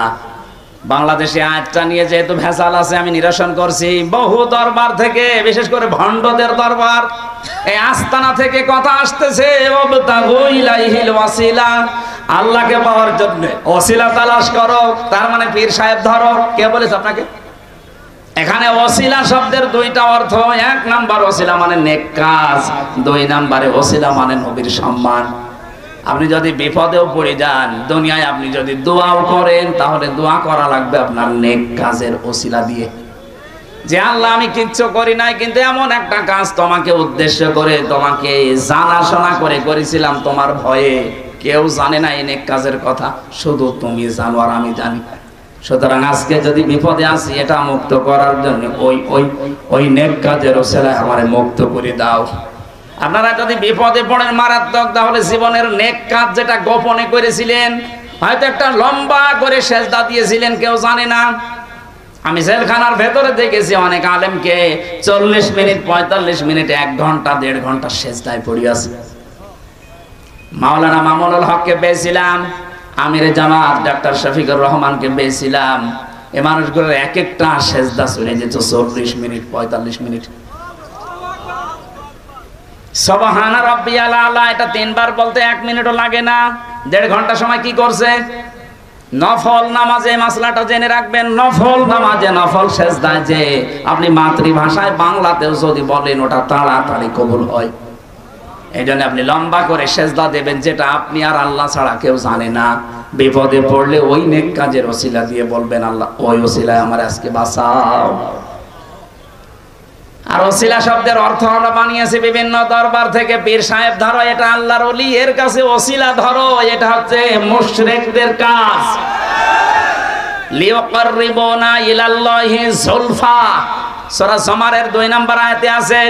আল্লাহ পাক বলেন হে নবী এই মুশরিকদেরকে যদি জিজ্ঞাসা করেন যে পূজা করো কেন, ওরা বলবেন না এই দেবতার পূজা আমরা করি না, এদেরকে আমরা এই হাত জোড় করি মাথা নিচু করি এই জন্যে কারণ এদের মাধ্যমে আমরা আল্লাহর কাছে পৌঁছাতে চাই।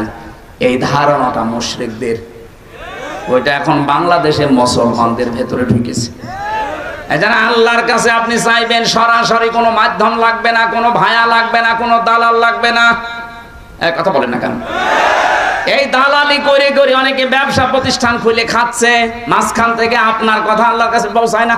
কোন কারণে? পীরের মাধ্যমে পৌঁছাতে হবে। আপনি সরাসরি বলতে পারেন না। আল্লাহ আপনাকেও যেমন বানিয়েছে ওই পীরকেও বানিয়েছে। কথা বলেন না কেন? এই জন্য সরাসরি আপনি চাইবেন আল্লাহর কাছে। অনেকে মনে করে আমার দাড়ি নেই, আমি কি করে চাবো? আরে ভাই দাড়ি কি? আপনি তো আল্লাহর বান্দা, আফসোস করবেন যে দাড়িটা রাখতে পারি না, সামনে আমি রাখবো। আর অনুশোচনা নিয়ে অনুতপ্ত হয়ে জীবনে যখন সেজদা দিয়ে চোখের পানি ফেলে কাঁদবেন, দেখবেন আল্লাহ পাক একটা অজানা শান্তি দিচ্ছে, টাকা দিয়ে কিনতে পাওয়া যায় না। ওসিলা শব্দের দ্বিতীয় অর্থ হচ্ছে নবীজির সম্মান। আযান দেওয়ার পরে একটা দোয়া পড়া হয় না? অবতাগু ইলাইহিল, কি বলা হয়? ওসিলা বলা হয়। হে আল্লাহ তুমি নবীর সম্মানকে আরো বাড়িয়ে দাও। আরশের পাশে একটা জায়গা থাকবে, ওখানে নবীজি 50,000 বছর একটা সেজদা দেবেন। এত লম্বা সেজদা দুনিয়াতে তিনি কেউ দেয়নি, কেউ দিতেও পারবে না। শেষে আল্লাহ বলবেন দোস্ত বন্ধু মাথা ওঠাও, আজকে যার পক্ষে কথা বলবা তারে মাফ করে দেব। এই জন্য ওসিলা মানে যে ভুল ভাল বোঝায় আমাদেরকে, আমরা সতর্ক থাকবো। ওসিলার 1 নাম্বার অর্থ নেক কাজ, 2 নাম্বার অর্থ নবীর সম্মান। এর বাইরে কোনো ওসিলার অর্থ নেই। যারা বলবে পীর সাহেব বানিয়েছে ওরা নিজেদের স্বার্থে,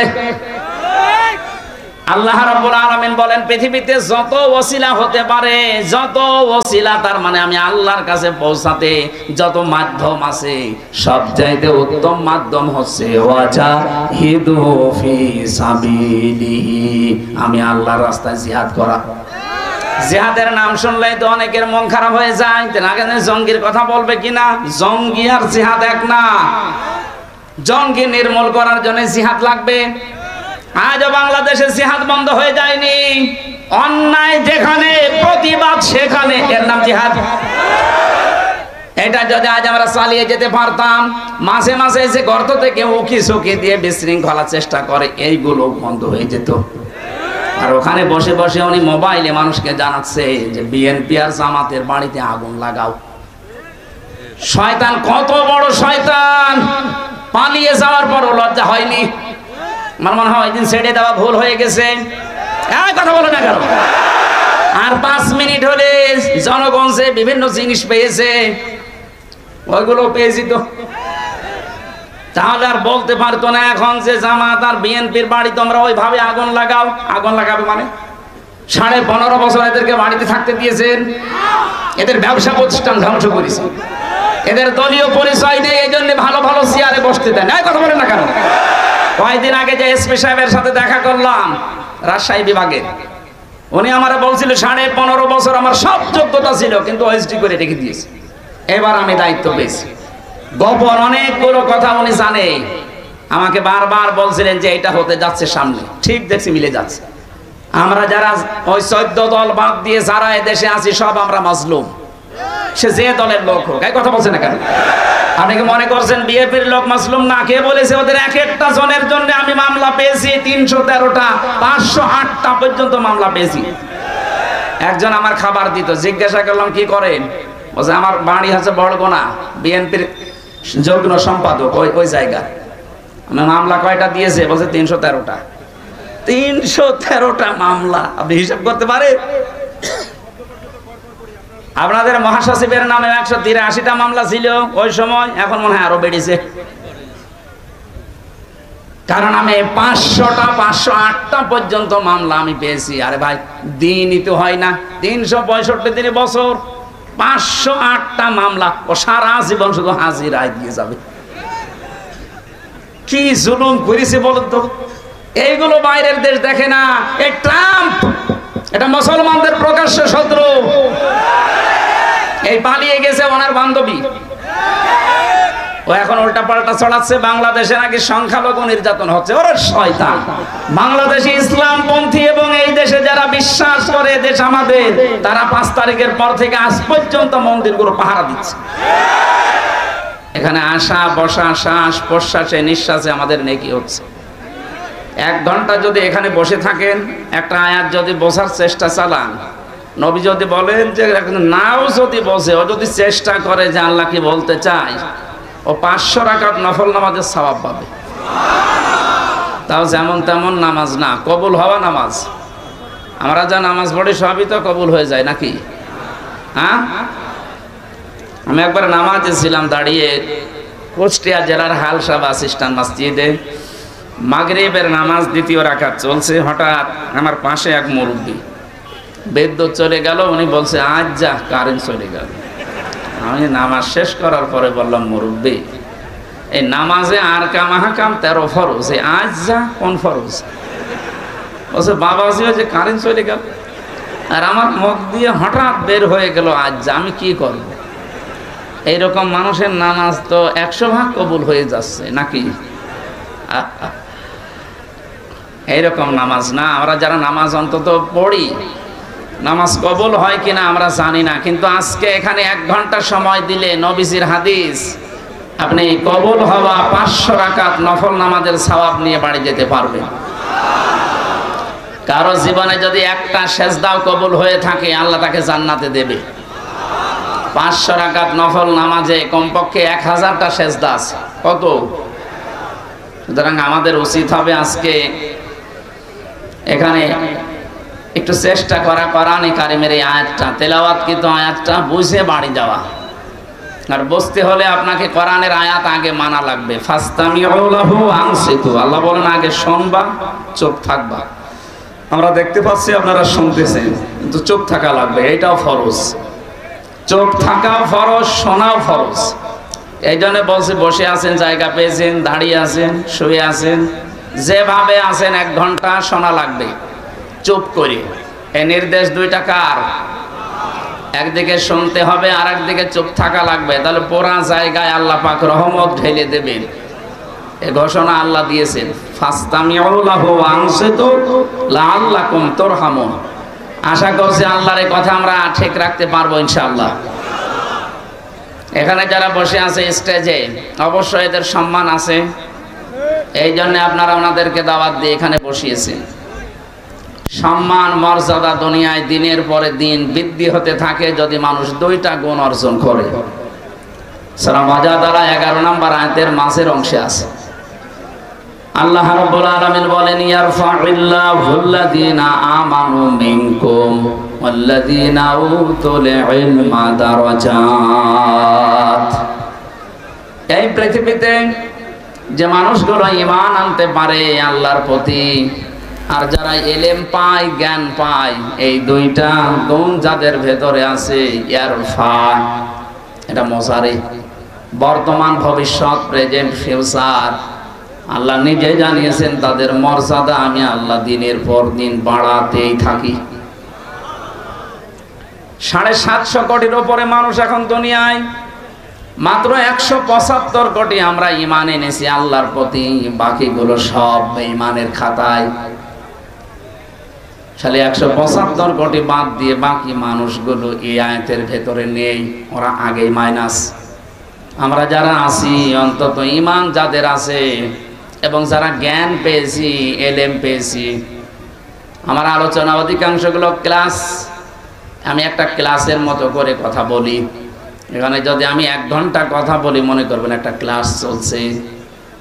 1, 2, 3, 4 এর ছেলেরা যেভাবে জবাব দেয়, আশা করছি আপনি বুঝে হোক না বুঝে হোক এরকম জবাব দেবেন না। না, এটা ঠিক হয় না, বুঝে জবাব দেবেন মানে।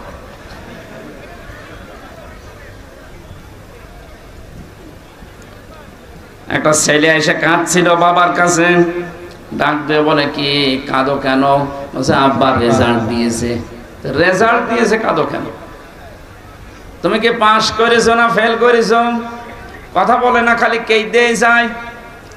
বারবার জিজ্ঞাসা করে, বাবা হয়ে গেছে, বিরক্ত দিয়েছে থাপ্পড়। বলবি তো যে পাস না ফেল। ছেলেটা বলছে, আব্বা ফেল করলে তো কথা ছিল, ছিলাম 5-এ, নামিয়ে দিয়েছে 3। এখন আমার 5-এ উঠতে আরো 2 বছর লাগবে। আমি কাটতেছি এই কারণে। যেন একটা জবাব দিল, বললো আমি বুঝি না বুঝি, হ্যাঁ বলে জবাব দেব। আমার মনে হয় ওরে 3 থেকে 2-তে নামানো দরকার। আপনি বোঝার পরে জবাব দেবেন। ক্লাসে ছাত্র যারা আছে, ওরা কি না বুঝে জবাব দেয়? না বুঝলে চুপ করে থাকবেন। আর যদি বোঝেন যে হ্যাঁ আমি বুঝলাম, তাহলে জবাব দেবেন 1, 2, 3, 4 এর ছেলে মেয়েদের মতো। কথা মনে থাকবে ইনশাআল্লাহ। আল্লাহ পাক বলেন, ঈমান যাদের আছে এবং এলেম যারা পাবে, আজকের আলোচনায় যেহেতু কিছু জ্ঞান আপনি অর্জন করতে পারবেন আমি আশা করছি। কোরআন যারা শুনতে আসে, এই মানুষগুলোকে আল্লাহ শ্রেণী বিন্যাস করেছেন 3 ভাগে। এটা নাজিল হওয়ার পর থেকে আজকের এই দিন পর্যন্ত, এখান থেকে কিয়ামত পর্যন্ত যারা কোরআন শুনবে, এই মানবতাকে আল্লাহ 3টা শ্রেণীতে ভাগ করে দিয়েছেন। প্রথম নাম্বারে তারা যারা কোরআন শুনলে বাধা দেয়। যদিও বাংলাদেশে এখন আর এই সিস্টেম নেই, 15.5 বছর এটা ছিল। প্রশ্ন আসতে পারে, কই কোরআনের অনুষ্ঠানে তো বাধা দেয়নি। হ্যাঁ, সরাসরি বলে না এটা চলবে না, কিন্তু এটা যেন হতে না পারে 14 জায়গায় পারমিশনের সিস্টেম করেছিল। একজন শুনেছিলাম নাকি তার বউকে খুব জোরে জোরে কেল দিত। একজন বলছে, তুমি কি আমারে রাখবা না? স্বামী বলছে, কিলের ওজন থেকে টের পাও না? তোমার যে আমি যে জোরে কিল মারি, তুমি কি ওজন থেকে টের পাচ্ছ না? তোমার কি রাখবো কি রাখবো না? ওরা সরাসরি 15.5 বছরে বলে না যে কোরআন চলতে দেব না, কিন্তু কোরআন যেন মানুষ শুনতে না পারে তার সব ব্যবস্থা ওরা করেছিল। এই অনুষ্ঠানটা আগস্টের 5 তারিখে যদি হতো 14 জায়গায় অনুমতি নেওয়া লাগতো, তারপরও জালেমরা দিত না। কোরআন শুনতে এসে যারা বাধা দিয়েছিল 1500 বছর আগে আবু জেহেল একটা আইনও পাশ করেছিল, ওয়াকালাল্লাযীনা কাফারু লা তাসমাউ লিহাযাল কুরআন। আবু জেহেল বলেছে আমার দেশে সব চলতে দাও, মুহাম্মদে কোরআনে কারীম যখন তেলাওয়াত করে এটা যেভাবে হোক বন্ধ করে দাও। আলগাউ ফিহি, ঢোল ঢোকি তবলা বাজাও, হট্টগোল করো, মানুষের ভেতরে আতঙ্ক তৈরি করে দাও। লাআল্লাকুম তাগলিবুন, আশা করা যায় তোমরা গালেব হবে, বিজয়ী হবে। এই সিদ্ধান্ত ছিল 1500 বছর আগে আবু জেহেলের। আমার তো মনে হচ্ছে 2009 থেকে 24 সাল পর্যন্ত এই সিদ্ধান্ত হয়তো সরাসরি অনেকে নেয়নি, কিন্তু ইনডাইরেক্ট অনেকেই নিয়েছিল। যাদের কাছে অনুমতি নেওয়ার জন্য যাওয়া লাগতো অধিকাংশ গুলো আল্লাহতে অবিশ্বাসী। 630টা থানার ভেতরে প্রায় 450 থানার ওসি ছিল হিন্দু। আগে যাওয়া লাগতো থানায়, এরপরে উপজেলায়, এরপরে ডিসি অফিসে, এসপি অফিসে। যারা আছে অধিকাংশ গুলো ওরা তো কোরআন শরীফ যেন বন্ধ হয় সেই লাইন করবে। একটা সূক্ষ্ম ষড়যন্ত্র এই জায়গায় ছিল। আল্লাহ আমাদেরকে বাঁচিয়েছেন। আমরা আশা করছি এই দেশে যারা দায়িত্বে ছিল 1628টা চেয়ার ছিল এই দেশে মেন চেয়ার। কয়টা? 1628টা চেয়ারে মেন যারা দায়িত্ব পালন করেছে। আমার যতটুকু জ্ঞান বুদ্ধি আছে বাস্তবতায় আমি যা দেখেছি অধিকাংশ সবগুলো এরা জালেম। হয় নিজে জুলুম করেছে অথবা জুলুমের সাপোর্ট দিয়েছে। অন্যায় যে করে, অন্যায় যে সহ্য করে, দুইজনই অপরাধী। কথা বলেন না কেন? বিশ্বনবীর হাদিস তিরমিজি শরীফ, নবীজি বলেন কেউ যদি জুলুম করে, তুমি যদি জানো যে লোকটা জালেম, এরপরেও যদি কেউ প্রত্যক্ষ পরোক্ষ ভাবে তাকে সাহায্য করে, সহযোগিতা করে, আমি নবী বলছি ওই লোকটা আমার উম্মত থেকে বের হয়ে যায়। 15.5 বছরে যারা জুলুম করেছে, এই 1628টা চেয়ারে বসে বসে আমরা চাই এই জালেমদের চেয়ারে যেন আর কোনো জালেম বসে না থাকে। ছাত্র জনতা জীবন যখন দিয়েছে, একজন দুইজন না, 3732 জন মানুষ অলরেডি জীবন দিয়েছে। 2780 জন এখন হাসপাতালে কাতরাচ্ছে। এতগুলো মানুষের জীবনের বিনিময়ে যে স্বাধীনতা সংস্কারের জন্য তারা জীবন দিয়েছে, আমরা চাই এদেশের কোন চেয়ারে আর জালেম থাকবে না, সবগুলো চেয়ার সংস্কার হবে। যতদিন পর্যন্ত চেয়ারের হাত খোলা না থাকবে ততদিন ন্যায় বিচারে দেশে কায়েম করা সম্ভব না। আমাকে বানানো একটা মামলা দিয়ে 3টা বছর ফাঁসির কন্ডেম সেলে রেখে দিয়েছিল। কিছুদিন আগে দেখলাম আমার মামলা সব খারিজ হয়ে গেছে। আদালত আমাকে জিজ্ঞাসা করেছিল যে কেমন লাগছে এখন? লাগছে তো ভালো, কিন্তু 3 বছর তো মামলা আপনার হাতে ছিল, কেন জামিন দিলেন না? উনি ইশারা দিয়ে আমাকে বোঝাচ্ছে, হুজুর কিছু করার নেই, আমার হাত বাঁধা ছিল। কি ছিল? এখন যেহেতু হাত খোলা আছে, এখন আর আমার বাধা নেই। এইরকম মামলা না, যত মামলা এখন আমার কাছে আসবে আমি এখন ন্যায় বিচার 100 ভাগ করতে পারবো। আমরা চাই এদেশে যত চেয়ার আছে কোন চেয়ারের হাত আর বাধা থাকবে না, সবার হাত থাকবে আবু সাইদের মতো খোলা। রংপুরের মানুষ একটা বিষয় দেখিয়ে দিয়েছে দুনিয়াকে। রংপুরের নামই অনেকে জানতো না, জানলেও মফিজ বলে জানতো, কিন্তু এই নামটা আল্লাহ এত উপরে তুলে দিয়েছে, হোয়াইট হাউসে পর্যন্ত এখন আবু সাইদের নামে জিকির হচ্ছে। আপনাদের আরেকটা সুসংবাদ আছে, গরিব মানুষ তো এই রংপুর বিভাগে, গরিব মানুষেরা জান্নাতে যাবে ধনীদের চাইতে 500 বছর আগে। আমার বিশ্ববিদ্যালয়ে যতগুলো ক্লাস করেছি, ডক্টর লোকমান ওনার ক্লাসগুলোতে 40 থেকে 45 মিনিট আমার মনে হচ্ছে কোরআন নাজিল হচ্ছে। এক একটা আয়াতের এত গভীরে চলে যেতেন তিনি।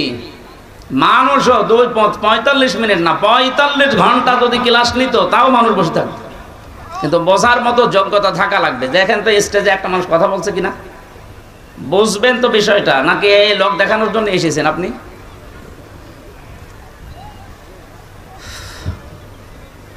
আমার ভাইরা, আমি কোরআনে কারিমের শ্রোতাদের বর্ণনা দিচ্ছিলাম। কোরআন নিজেই জানিয়েছে এই পৃথিবীতে তিনটা শ্রেণীতে আমার শ্রোতা ভাগ হয়ে আছে। এক নম্বরে আমাকে শুনলেই যারা বাধা দিত এরা আল্লাহর দৃষ্টিতে কাফের। কাফের যেহেতু এখন আর নেই, এর আগে ছিল। দ্বিতীয় নম্বরে কোরআনে কারিম জানিয়েছে এরা হচ্ছে মুনাফিক।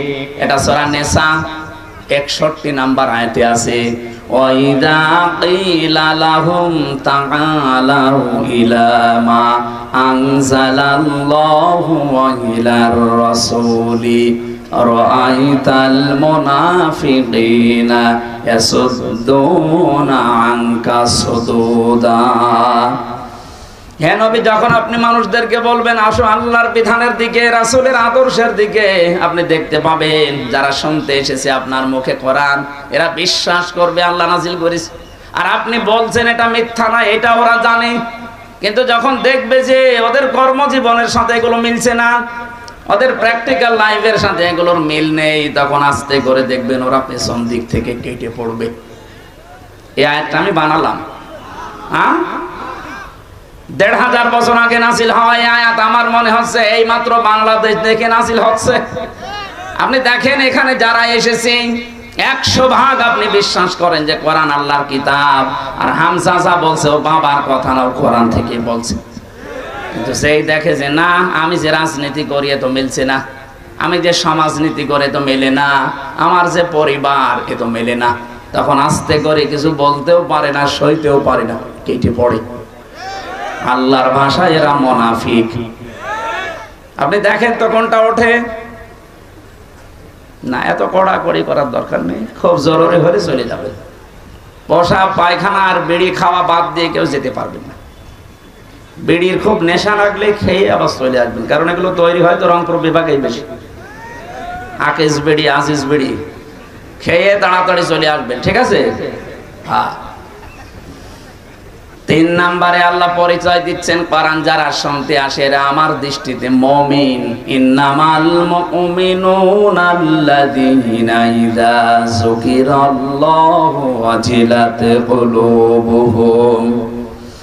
আমি আল্লাহর দৃষ্টিতে মুমিন তো ওই লোকটা যাদের সামনে আমার নাম উচ্চারণ হলে ওদের অন্তরাত্মা কেঁপে ওঠে। ওয়াইদা তুলিয়াত আলাইহিম আয়াতুহু সাদাতুহুম ঈমানা। যখন আল্লাহর তেলাওয়াত কিন্তু আয়াতের কথা বসে তখন ঈমান যা আছে আরো বেড়ে যায়।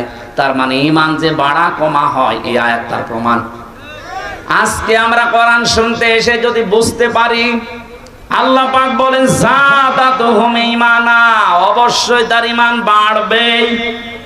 আর যারা সর্বোচ্চ ঈমানের অধিকারী, যারা এর মর্মবাণী উপলব্ধি করতে পারবে, বুঝতে পারবে, নবী আপনি দেখবেন তাফিদু মিনাত তামিঈ মিম্মা আরাফু মিনাল হক। ওরা যখন জানবে যে আল্লাহ কি বলে আর আমি কি করি, বসার পরে দেখবেন ওদের চোখ দিয়ে অটোমেটিক পানি গড়িয়ে পড়ছে। কোরআনের আলোচনায় সবার চোখে পানি আসবে না, এটা বোঝার মতো যোগ্যতা আপনার থাকা লাগবে। যদি সত্যি আপনি উপলব্ধি করতে পারেন মন দিয়ে, আপনার মন থেকে যদি এই কথাটা আপনি রিসিভ করতে পারেন, দেখবেন আপনি মনের অশান্তি কখন চোখ দিয়ে পানি পড়ছে আপনি টেরও পাবেন না। এটা সাহাবা একরামের হয়েছিল, কারণ তারা বুঝতেন। আমরা অনেকে আমাদের মাতৃভাষা না হওয়ার কারণে আরবিটা বুঝি না, এজন্য কান্না তো দূরের কথা, কান্নার ভানও আমরা ধরতে পারি না। হযরত ওমর তেলাওয়াত যখনই করতেন নামাজের ভেতরে 2-3 কাতার 5 কাতার দূর থেকে কান্নার আওয়াজ শুনতে পেত। কারণ পেছনে যারাই দাঁড়িয়ে আছে ওরা বুঝতেছে যে জাহান্নামের আয়াত আসতেছে।